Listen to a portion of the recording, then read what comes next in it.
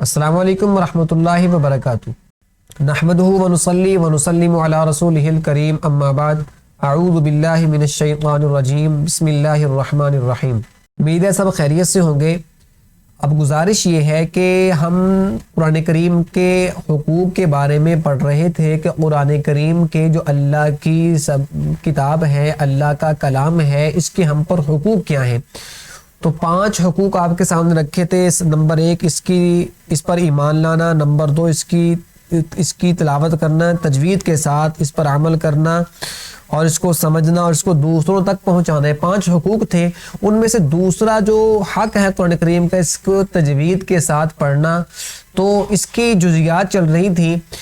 اس کی جو ہے وہ تفصیل چل رہی تھی کہ تجوید کے ساتھ قرآن کریم پڑھنا کیوں ضروری ہے۔ تو قرآن کریم سے پہلے 2-3 آیات سے اس کی دلیل دی کہ اللہ کے نزدیک بھی تجوید کے ساتھ ہی پڑھنا زیادہ پسندیدہ، اور اللہ کا حکم ہے یہ کہ اس کو تجوید کے ساتھ، ترتیل کے ساتھ، اچھے انداز سے الفاظ کو واضح کر کے، صاف کر کے پڑھا جائے۔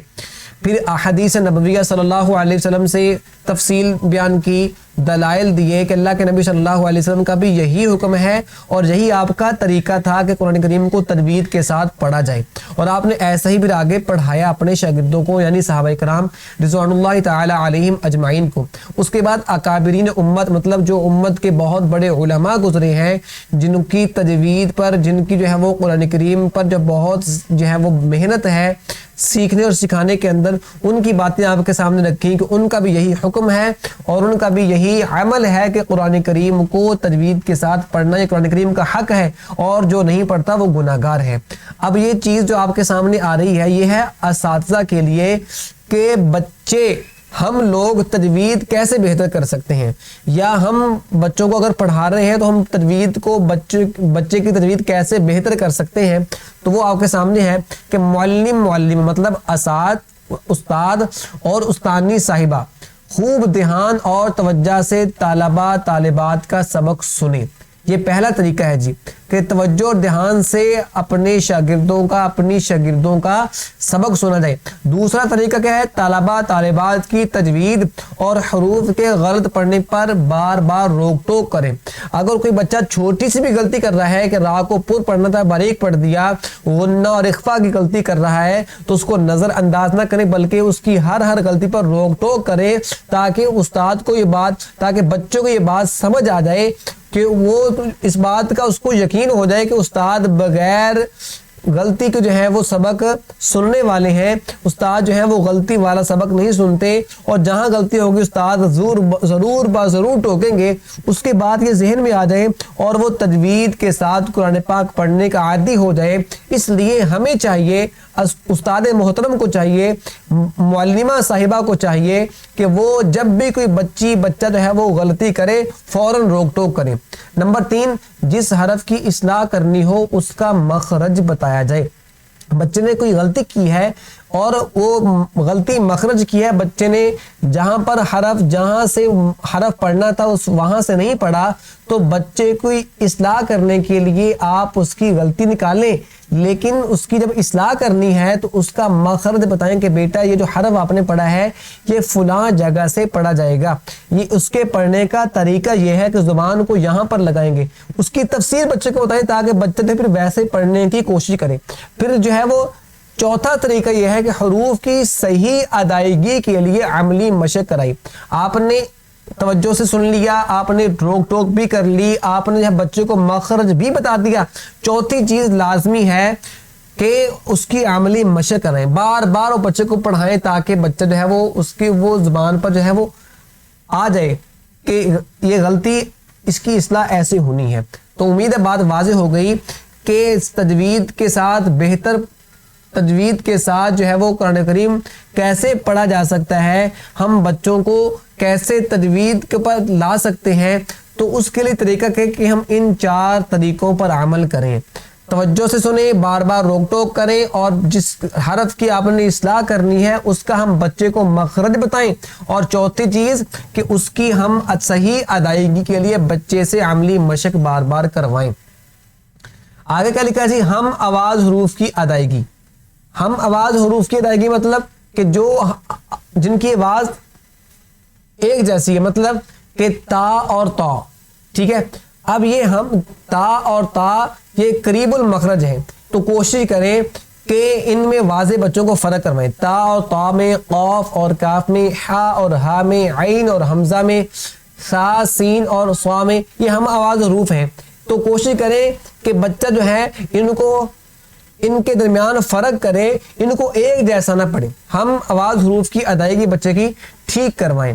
حرکات کو کھینچنا، اب جو حرکات ہیں جی، حمزہ زبر آ، با زبر با، بچہ اس کو نہ کھینچے، ٹھیک ہے۔ نمبر 3، حروف مدہ کو جلدی پڑھنا، مطلب جو کھینچنے والے حرف ہیں، الف مدہ ہے، واو مدہ ہے، یا مدہ ہے، کھڑی حرکات ہیں، تو یہ جو چیزیں ہیں، زبر کے بعد الف آ گیا، واو جزم والی سے پہلے پیش آ گئی، یا جزم والی سے پہلے زیر آ گئی، تو یہ جو چیزیں ہیں ہم کوشش کریں کہ بچہ جو ہے وہ ان کو جلدی نہ پڑھے، بلکہ ایک الف کی مقدار، مطلب ایک الف کی مقدار یہ ہے کہ بند انگلی کو درمیانی رفتار میں کھولنا، یہ ایک الف کی مقدار ہے، اتنا ہم حرف کو کھینچیں۔ کھڑی حرکات اور جو حروف مدہ ہیں، کھڑا زبر، کھڑی زیر، الٹا پیش، 3 یہ ہو گئے، الف مدہ، واو مدہ، یا مدہ، الف سے پہلے زبر ہو، واو ساکن سے پہلے مطلب واو جزم والی سے پہلے پیش ہو، یا ساکن مطلب یا جزم والی سے پہلے زیر ہو، یہ 6 حروف کھینچنے والے ہیں، ان کو ایک الف کی مقدار کھینچا جائے، ان کو بغیر کھینچے نہ پڑھا جائے۔ نمبر 4، آیت کے درمیان میں وقف اور اعادے میں غلطی کرنا، مطلب آیت بڑی ہے، درمیان میں وقف کرنا ہے، تو جہاں پر بچے کا سانس ٹوٹ رہا ہے تو بچے سے کہتے بیٹا جہاں پر آپ کا سانس ٹوٹ رہا ہے تو وہاں پر اس کو وقف کروا دیں۔ وقف کا جو صحیح طریقہ ہے کہ وقف ویسے کروایا جائے، اگر تو متحرک ہے اس کو ساکن کر دیں، ٹھیک ہے، وقف میں، اور اگر جو ہے وہ پہلے ساکن ہے اس کو ساکن ہی رہنے دیں۔ اور آیت کے درمیان میں وقف، اور درمیان میں جب بچے نے وقف کیا ہے تو پیچھے سے جب ہم نے دوبارہ پڑھنا ہے تو پیچھے سے ایک حرف ملا کر پڑھیں۔ ہم بچے کو سمجھائیں کہ اگر پوری آیت ایک ساتھ میں نہیں پڑھی جا رہی تو درمیان میں بیٹا رک جائیں، اور رکنا ایسے ہے کہ درمیان میں وقف کریں جو وقف کا صحیح طریقہ ہے، اور جب دوبارہ پڑھنا ہے تو اس جہاں پر وقف کیا ہے اس سے آگے نہ پڑھیں، بلکہ جہاں پر وقف کیا ہے اس وقف والے حرف سے پیچھے سے ایک حرف ملا کر پڑھے، یہ ہے اعادہ کرنا، تاکہ بچہ اس میں غلطی نہ کرے۔ امید ہے یہ بات آپ کو سمجھ آ چکی ہوگی۔ یہ قرآن کریم کا تیسرا حق یہ ہے کہ قرآن کریم کو سمجھا جائے۔ عبداللہ بن مسعود رضی اللہ تعالیٰ عنہ فرماتے ہیں اگر علم چاہتے ہو تو قرآن کریم کے معانی میں غور و فکر کرو، کیونکہ اس میں مطلب قرآن کریم میں اولین و آخرین کا علم ہے، مطلب جتنے لوگ پہلے گزر چکے ہیں نیک لوگ اور جو بعد میں پیدا ہوں گے سب کا علم اس کے اندر ہے۔ تو اس لیے کوشش کریں ہم قرآن کریم کو جو ہے وہ سمجھیں کہ قرآن کریم ہم سے کیا چاہتا ہے، سمجھ کر پڑھیں۔ قرآن کریم سمجھنے کے لیے صرف عربی زبان کا جان لینا کافی نہیں ہے۔ ہم اگر کسی بندے کو عربی زبان آتی ہے تو صرف اس کے لیے یہ کافی نہیں ہے کہ وہ قرآن کریم کو سمجھنا اپنی طور پر سمجھنا شروع کر دے، بلکہ مفسرین اور علماء کرام جنہوں نے اپنی زندگیاں قرآن کریم سیکھنے سکھانے کے لیے وقف کر دی، ان کی خدمت میں حاضر ہو کر قرآن کریم سمجھا جائے۔ یہ بات قابل غور ہے۔ اگر ہمیں عربی آتی ہے ہم اپنے طور پر قرآن کریم کا ترجمہ نہ کریں، اپنے طور پر قرآن کریم نہ سمجھیں کہ قرآن کریم یہاں پر اس کا یہ مطلب ہے، بلکہ ہم تفسیریں دیکھیں، ان علماء کی تفسیر دیکھیں جنہوں نے قرآن کریم سمجھنے اور سمجھانے میں زندگیاں وقف کی ہیں۔ ان میں مستند تفسیر بہت سی ہے، یہ آپ کے سامنے کچھ الفاظ نام لکھے ہوئے ہیں۔ معارف القرآن ہے، مفتی محمد شفیع صاحب رحمۃ اللہ علیہ کی جو کراچی کے مفتی محمد تقی عثمانی صاحب ہیں، ان کے والد محترم ہیں، ان کی تفسیر پڑھ لیں۔ اس کے علاوہ تفسیر ابن کثیر ہے جو بہت جو ہے نا وہ آج سے 300-400-500 سال پرانی ہے، اس کا آپ مطالعہ کر سکتے ہیں۔ آسان ترجمہ قرآن ہے جو حضرت مفتی محمد تقی عثمانی صاحب کا ہے۔ تفسیر عثمانی ہے علامہ شبیر احمد عثمانی صاحب کی، ان کا مطالعہ کریں، ان کو اس کا ترجمہ دیکھ کر اس کو سمجھیں اور پھر اس کی تفسیر دیکھیں قرآن کریم ہم سے کیا چاہتا ہے، اپنے طور پر کوئی رائے قائم نہ کریں۔ ایک قرآن کریم کے 3 حق تھے، اب چوتھا حق قرآن کریم کا یہ ہے قرآن کریم پر عمل کیا جائے۔ ہم نے جو پڑھ لیا ہے کوشش کریں کہ اس پر عمل کریں۔ قرآن کریم کا چوتھا حق ہر مسلمان پر یہ ہے کہ وہ اس پر عمل کرے، اور اسے اپنی زندگی کے لیے رہنما بنائے۔ رسول اللہ صلی اللہ علیہ وسلم نے ارشاد فرمایا من قرأ القرآن وعمل بما فیہ البس والداہ تاجا یوم القیامت ضوءہ احسن من ضوء الشمس فی بیوت الدنیا لو کانت فیکم فما ظنکم بالذی عامل بہذا۔ ترجمہ، جس نے قرآن پڑھا اور اس میں جو کچھ ہے اس پر عمل کیا، قیامت کے دن اس کے ماں باپ کو ایسا تاج پہنایا جائے گا جس کی روشنی سورج کی روشنی سے زیادہ ہوگی، حسین ہوگی، جبکہ وہ روشنی دنیا کے گھروں میں ہو اور سورج آسمان سے ہمارے پاس ہی اتر آئے۔ اس کے بعد حضور صلی اللہ علیہ وسلم نے فرمایا پھر تمہارا کیا گمان ہے خود اس آدمی کے بارے میں جس نے خود اس پر عمل کیا ہو۔ تو اندازہ کریں کہ جو قرآن کریم پڑھتا ہے اور پھر اس پر عمل کرتا ہے اس کے والدین کو یہ اعزاز دیا جا رہا ہے کہ اس کے والدین کو تاج پہنایا جائے گا، اور ایسا تاج جس کی روشنی سورج کی روشنی سے زیادہ حسین ہے، پیاری ہے۔ تو فرمایا اس بندے کا کیا حال ہے جو خود قرآن کریم پڑھ رہا ہے اور اس پر عمل کر رہا ہے۔ والدین نے حفظ نہیں کیا، والدین نے عمل نہیں کیا، صرف بچے کو ایسا بنایا ہے کہ وہ قرآن کریم کی تلاوت کرتا ہے اور اس پر عمل کر رہا ہے۔ تو اس بچے کے عمل کرنے کی وجہ سے، تلاوت کرنے کی وجہ سے والدین کو یہ اعزاز دیا جا رہا ہے۔ تو جو بچہ جو خود قرآن کریم کی تلاوت کر رہا ہے اور اس پر عمل کر رہا ہے اس کو کیسا انعام دیا جائے گا؟ مطلب یہ ہے کہ قرآن کریم پڑھنے اور اس پر عمل کرنے والے کے والدین کو جب ایسا تاج پہنایا جائے گا جس کی روشنی سورج کی روشنی سے بھی زیادہ حسین تر ہوگی، تو سمجھ لو کہ خود اس قرآن کریم پڑھنے والے اور اس پر عمل کرنے والے کو اللہ تعالیٰ کی طرف سے کیا کیا عطا فرمایا جائے گا۔ اندازہ کر لیں آپ۔ رسول اللہ صلی اللہ علیہ وسلم نے فرمایا قرآن کریم ایسا شفاعت کرنے والا ہے جس کی شفاعت قبول کی گئی،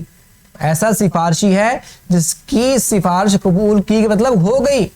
جو اس پر عمل کرے گا قرآن کریم اس کی سفارش کرے گا، اور ایسا جھگڑا کرنے والا ہے کہ اس کا جھگڑا تسلیم کر لیا گیا، مطلب جس کے حق میں جو شخص اس کو اپنے آگے رکھے یعنی اس پر عمل کرے اس کو یہ جنت میں پہنچا دیتا ہے، اور جو اس کو پیٹ پیچھے ڈال دے یعنی اس پر عمل نہ کرے اس کو جہنم میں گرا دیتا ہے۔ تو جس کے حق میں گواہی دے گا اس کا تو فائدہ ہی فائدہ ہے، اور جس کے خلاف گواہی دے گا اس کا نقصان ہی نقصان ہے۔ اس لیے قرآن کریم کی تلاوت بھی اچھے انداز سے کریں اور اس پر عمل کرنے کی بھی کوشش کریں، فکر کریں۔ یعنی سوری رحمۃ اللہ علیہ فرماتے ہیں علم عمل کو پکارتا ہے، اگر عمل نے علم کو لبیک کہہ دیا مطلب علم پر عمل کر لیا تو ٹھیک، ورنہ علم بھی چلا جاتا ہے، جو سیکھا ہوتا ہے وہ بھی جاتا رہتا ہے۔ اس لیے کوشش کریں کہ ہم اللہ کے نبی صلی اللہ علیہ وسلم کی تعلیمات پر عمل کرنے والے بن جائیں، پھر ہماری دنیا بھی اچھی اور ہماری آخرت بھی اچھی۔ قرآن کریم پر عمل کرنے والے کا مقام کیا ہے؟ رسول اللہ صلی اللہ علیہ وسلم نے فرمایا قیامت کے دن صاحب قرآن سے کہا جائے گا، صاحب قرآن سے مراد قرآن کریم پر عمل کرتا ہے اور اس کی تلاوت کرتا ہے صبح و شام، کہ قرآن کریم پڑھتا جا اور جنت کے درجات پر چڑھتا جا، اور ٹھہر ٹھہر کر پڑھ جیسا کہ تو دنیا میں ٹھہر ٹھہر کر دھیمے دھیمے اور آہستہ آہستہ رک رک کر پڑھتا تھا، پس تیرا مقام اس آخری آیت پر ہوگا جسے تو پڑھے گا۔ فائدہ، صاحب قرآن سے حافظ قرآن یا کثرت سے تلاوت کرنے والا یا قرآن کریم پر تدبر کے ساتھ عمل کرنے والا مراد ہے۔ تو کتنا بڑا اعزاز ہے کہ جنت کے درجات جو ہیں وہ کتنے درجے ہوں گے، اور کیا ہی کہنے اس بندے کے جس کو قرآن کریم یاد ہے اور اس پر عمل کرتا ہے، تو جیسے جیسے وہ قرآن کریم پڑھے گا ویسے ویسے اس کے درجات بلند ہوتے جائیں گے، اس کا درجہ وہاں پر ہوگا جہاں پر قرآن کریم کی آخری آیت وہ پڑھے گا، تو اندازہ کریں وہ کتنا اس کا بلند مقام ہوگا۔ اس لیے بھائیوں اور بہنوں گزارش ہے کہ ہم قرآن کریم کو سیکھنے والے اور صحیح تدبیر کے ساتھ سیکھنے والے بن جائیں، اور قرآن کریم پر جو ہے وہ عمل کرنے والے بن جائیں۔ اللہ تبارک و تعالی مجھے اور آپ کو قرآن کریم کی صحیح تجوید کے ساتھ قرآن تلاوت کرنے کی اور اس پر عمل کرنے کی اور اس کو دوسروں تک پہنچانے کی توفیق عطا فرمائے۔ وآخر دعوانا ان الحمد للہ رب العالمین، والسلام ورحمۃ اللہ۔